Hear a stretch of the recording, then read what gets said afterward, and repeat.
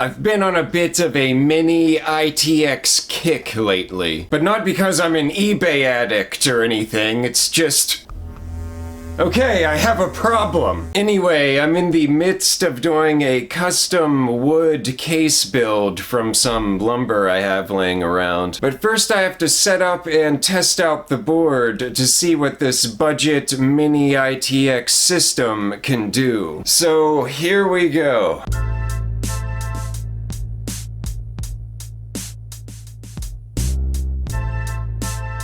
This is the Asus Prime H310i Plus R 2.0. Can't we just number all the boards at this point? This is the Asus 542. See how easy that can be? Look what you made me do, Asus!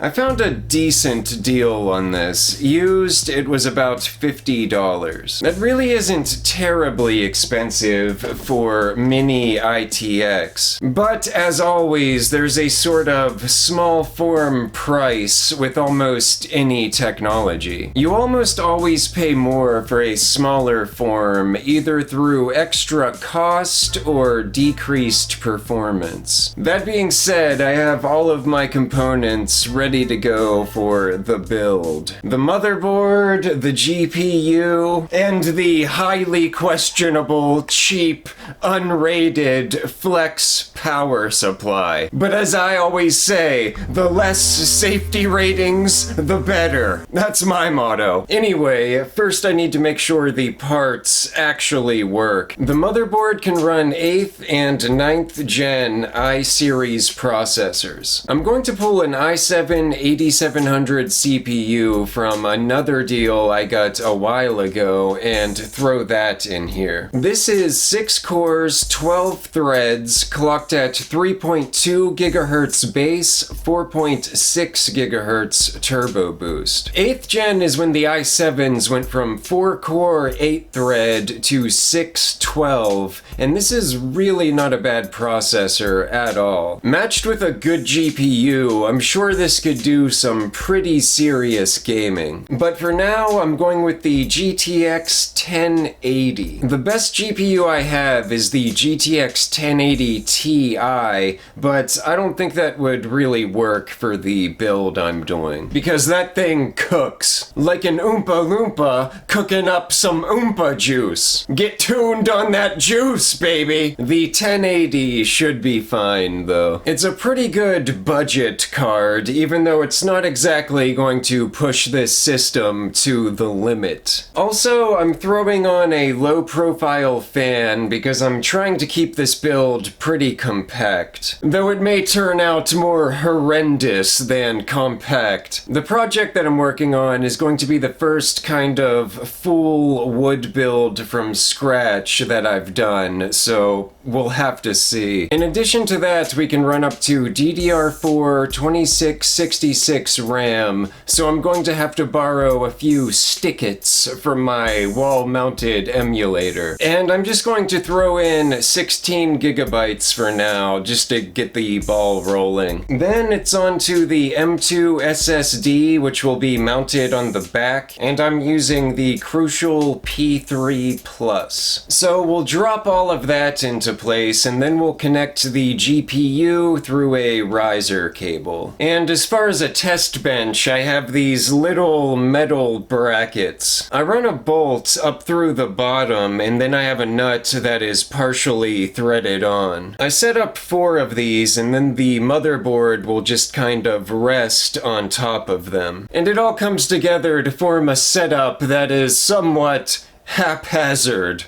Just the way I like it. Alright, with the system all set up, looking pretty shady, and let's face it, a little bit dangerous, I'm going to fire it up, do all the OS and driver install stuff, download a few games, and then we'll see what it can do. A few games? What kind of games? Like some PS1s? That's enough, Cloud. I bet that thing can run some serious PS1s. I will turn this build into another Cloud cage if you don't stop.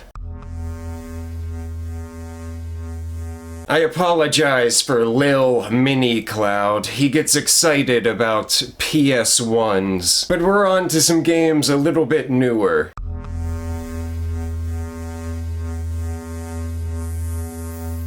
So, either my reckless antics finally caught up to me, or I got a bad motherboard. I can't get this thing to power on at all. I've been trying everything. Different power supplies, different SSDs, reseating the RAM, different RAM, no GPU, and nothing seems to work. I suspect Lil Cloud sabotage.